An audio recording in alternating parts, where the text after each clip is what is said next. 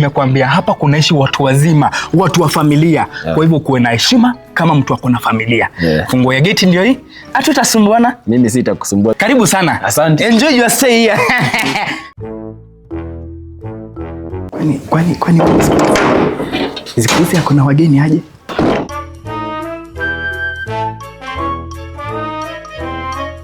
Ai. We, unaishi huku kweli? Ni aje? Poa poa. Unaishi huku? Ai, wewe ushike mambo yako. Wewe ni nani?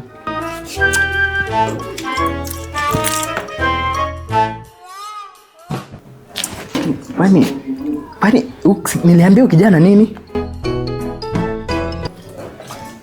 Excuse. Yes, niko salama. Tuko salama kabisa. Asante. Yes. Huyu kijana tulisema nini? Hapana, nitafumilia iniharibie biashara. Nikifumilia hivyo ndio itaharibika zaidi. Fungua hapa. Ulisemaje? Fungua. Wewe kijana. Mbona? Watu wanaingia, watu wanajani kama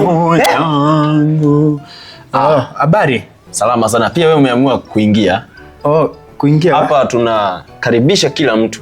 Yes. Haijalishi miaka, haijalishi gender, haijalishi anything about the person. Yes. Yeah, provided wewe umeamua utajileta wewe mwenyewe. Manake mimi naambianga mtu, si lazima nikuje huko mahali uko. Wewe ambaye utasikia it's the right time, ujilete kwa mchungaji. Mungu naye atakufungulia vifunguo zake za mbinguni. Kweli. Sasa sikuwa na ubaya, nilikuwa naomba hizi viatu zitolewe ndio niweze kuosha. Unajua ni wakati wa kuosha. Viatu. Sikuwa na ubaya na niangalie maji si ulieka, niliona yako ulieka. Nimemark. Asante. Wacha asante. Na usiogope kuja Sawa.